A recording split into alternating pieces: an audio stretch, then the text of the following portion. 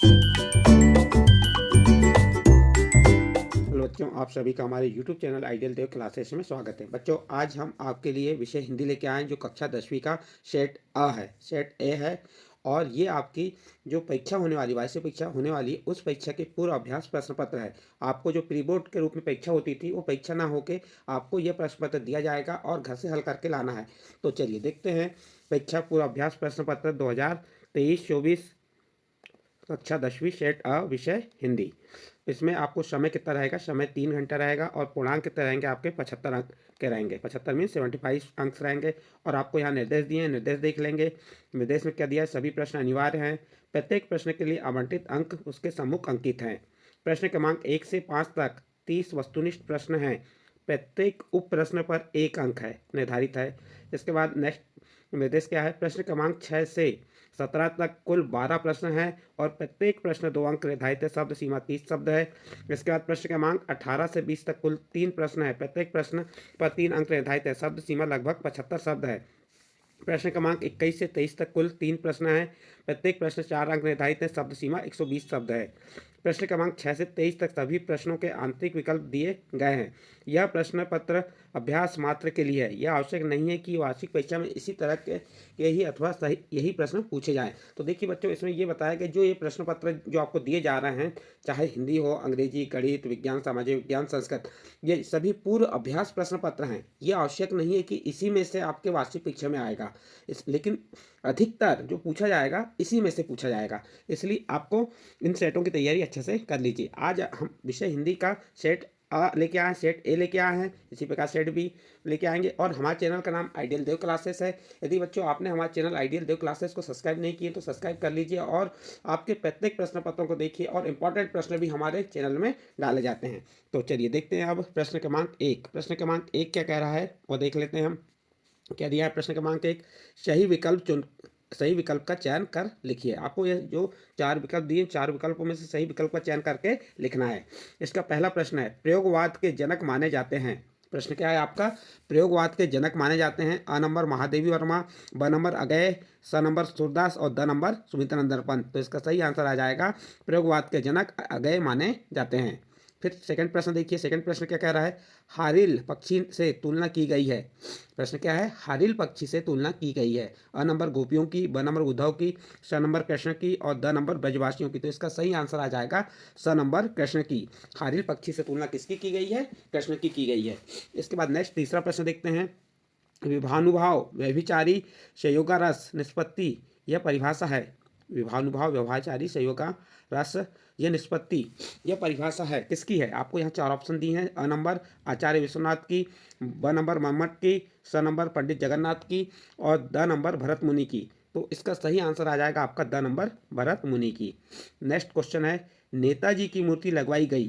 प्रश्न क्या है आपका? नेताजी की मूर्ति लगवाई गई तो वन विभाग द्वारा, अ नंबर क्या है आपका? वन विभाग द्वारा, ब नंबर नगर पालिका द्वारा, स नंबर नगर निगम द्वारा, द नंबर शिक्षा विभाग द्वारा। तो बताइए इसमें सोचिए इसका आंसर क्या होगा?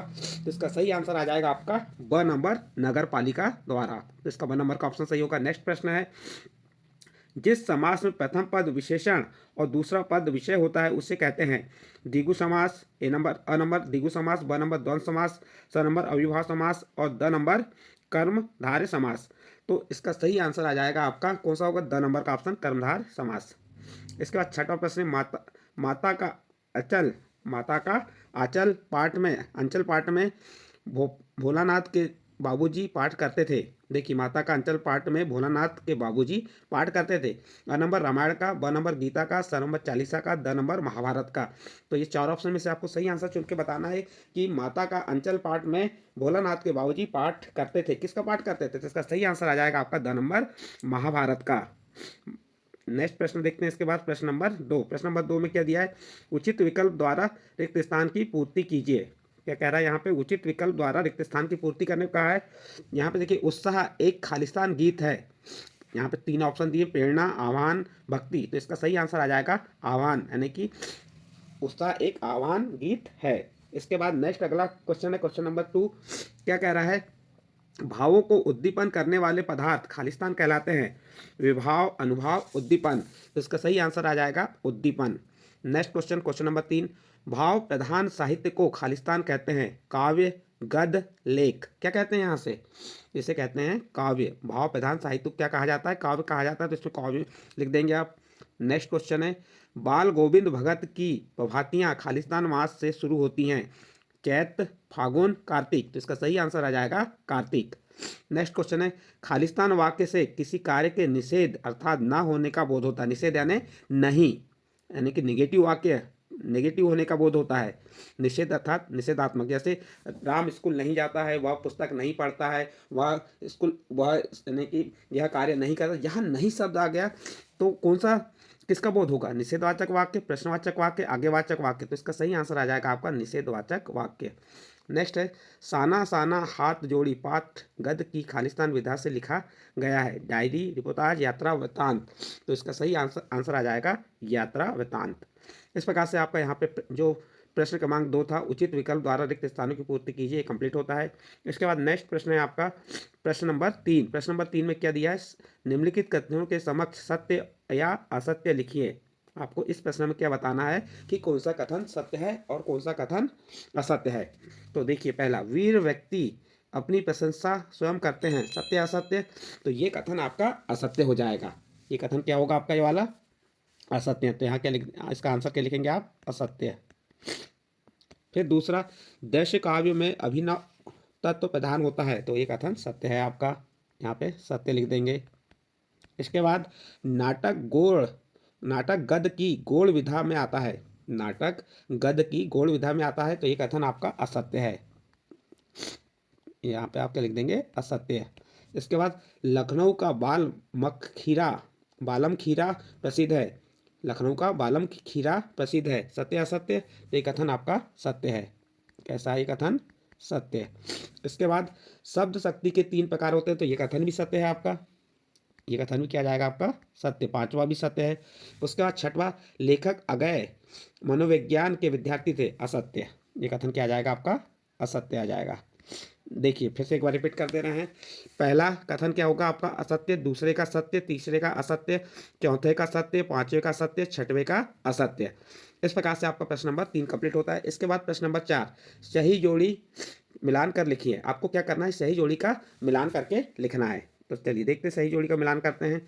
सप्तक मीन्स होता है 7 का समूह, तो इसका ख नंबर का ऑप्शन सही होगा। इसको किससे मिला देंगे? ख से। प्रस्तुत के माध्यम से अप्रस्तुत का बोध होना, प्रस्तुत के माध्यम से अप्रस्तुत का बोध होना, तो इसका च नंबर का ऑप्शन सही होगा। अनुयुक्ति अलंकार है, कौन सा अलंकार है ये? अनुयुक्ति अलंकार। इसके बाद तीसरा, जिसका ज्ञान कम हो, तो जिसमें ज्ञान कम होता है वो क्या कहलाता है? अल्पज्ञ, तो इसका ज नंबर का सही होगा। लोकोक्ति क्या होती है? एक कहावत होती है, तो इसका झ नंबर का ऑप्शन सही होगा, ये आपका झ नंबर का ऑप्शन सही होगा। श्रुति मीन्स क्या होता है? शब्दध्वनि, तो ये आपका ग नंबर का ऑप्शन सही होगा। इसके बाद खेदुम क्या है? देवी देवताओं का निवास, ये खेदुम क्या है आपका? इसमें क नंबर का ऑप्शन सही होगा, देवी देवताओं का निवास। इस प्रकार से आप सही जोड़ी का मिलान कर सकते हैं। इसके बाद नेक्स्ट प्रश्न है आपका, नेक्स्ट प्रश्न आता है प्रश्न नंबर 5। प्रश्न नंबर 5 में क्या कहा है? निम्नलिखित प्रश्न के उत्तर एक वाक्य में लिखिए। जो आपको ये प्रश्न दिए हैं, ये 6 प्रश्न दिए, 6 प्रश्नों के उत्तर अपने शब्दों में लिखना है। पहला, जयशंकर प्रसाद की आत्मकथा कथ्य कविता किस पत्रिका में प्रकाशित हुई? तो इसका आंसर हो जाएगा, कौन सी पत्रिका में हुई थी? हंस। कौन सी पत्रिका में हुई थी? हंस नामक पत्रिका में हुई थी। तो यहाँ पे आप हंस लिख सकते हैं इस प्रकार से, हंस नामक। फिर अनुभाव किसे कहते हैं? आपको अनुभाव की परिभाषा बताना है। शास्त्रों के अनुसार आश्रय के मनोगीत भावों को, देखिए शास्त्रों के अनुसार मनोगीत भावों को व्यक्त करने वाली शारीरिक चेष्टा क्या कहलाती है? अनुभाव कहलाती है। फिर से एक बार धीरे से रिपीट कर दे रहे हैं। शास्त्रों के अनुसार आश्रय के मनोगीत भावों को व्यक्त करने वाली शारीरिक चेष्टा अनुभाव कहलाती है। याद हो गई परिभाषा? नहीं हुई? फिर से एक बार बता देते हैं। अनुभाव की परिभाषा क्या है? शास्त्रों के अनुसार आश्रय के मनोगीत भावों को व्यक्त करने वाली शारीरिक चेष्टा अनुभाव कहलाती है। इस प्रकार आप प्रश्न नंबर 2 का उत्तर कंप्लीट हुआ। फिर प्रश्न नंबर 3, संस्कृति निबंध हमें किससे टकराने की प्रेरणा देता है? जो संस्कृति निबंध हमें किससे टकराने की प्रेरणा देता है? तो इसका आंसर आ जाएगा सभ्यता। किसके आ जाएगा इसका आंसर? सभ्यता। इसके बाद नेक्स्ट प्रश्न है, दो स्वरों के आपस में मिलने से कौन सी संधि बनती है? तो आपकी कौन सी संधि बन जाएगी? इसका आंसर क्या हो जाएगा? स्वर संधि। स्वर संधि। इसके बाद पांचवा प्रश्न देखिए, भोलानाथ और उसके साथी अमोले को घिसकर क्या बजाते थे? तो इसका आंसर क्या होगा? चलिए, इसका आंसर हो जाएगा शहनाई बजाते थे। क्या बजाते थे? शहनाई।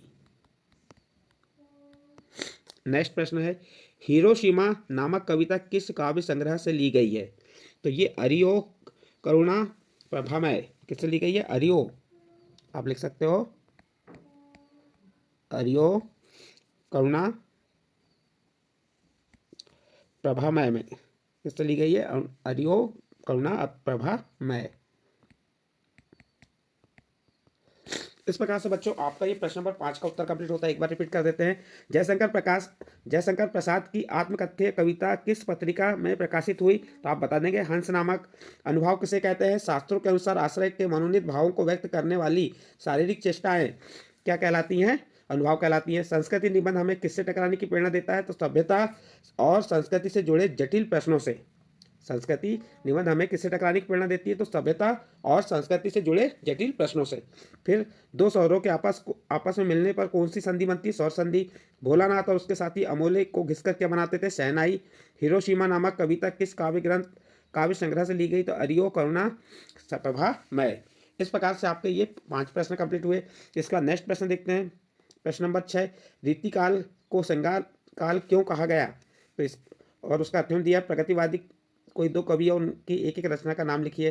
तो इस प्रकार से ये आप बता देंगे। इनके प्रश्नों के उत्तर आपको आने वाली वीडियो में हम प्रश्नों के उत्तर सहित बताएंगे। इसकी पीडीएफ डाल देंगे हम। तो चलिए देखिए, इन प्रश्नों को फटाफट नोट कर लीजिए। जैसे आपका ये प्रश्न नंबर 6 क्या दिया हुआ, रीतिकाल को कवि श्रृंगार काल क्यों कहा गया, उसका अध्यय का प्रश्न। फिर 7वां प्रश्न, जयशंकर प्रसाद नागार्जुन की काव्यगत विशेषताएं। फिर गोपियों के अनुसार राजा का धर्म क्या होना चाहिए। उनके सभी प्रश्नों को यहाँ पे आपको बता दिए हैं। इन प्रश्नों को आप चाहे तो स्क्रीनशॉट लेकिन ले लीजिए, या आपको स्कूल से पेपर मिल गया होगा तो आप बुकों से मिलान करके लिख सकते हैं। ये देखिए, या आपको बुकों में नहीं मिल रहा है तो हम आपको इन प्रश्नों के उत्तर हमारी पीडीएफ में उपलब्ध करा देंगे। इस प्रकार से देखिए, ये आपको पूरा प्रश्न पत्र यहाँ पे देख सकते हैं। ये 20-21 प्रश्न हो गए आपके, गद्यांश पद्यांश हैं। उसके बाद ये 22-23 ये आपके निबंध वगैरह हैं, रूपरेखा किस पे लिखना है। तो इस प्रकार से बच्चों आपको हमने यहाँ पे हिंदी के टोटल 23 प्रश्न बताए, जिसमें आपको 5 प्रश्नों को समझा के बताए। यदि आपको हमारे द्वारा जो प्रश्न बताए गए ये अच्छे लगे हों तो आप हमारे चैनल आइडियल देव क्लासेस को सब्सक्राइब कीजिए, लाइक कीजिए। और यदि आपने हमारे चैनल को सब्सक्राइब नहीं किए तो सब्सक्राइब जरूर कर लीजिए और इस वीडियो को अन्य ग्रुप में शेयर जरूर कीजिए।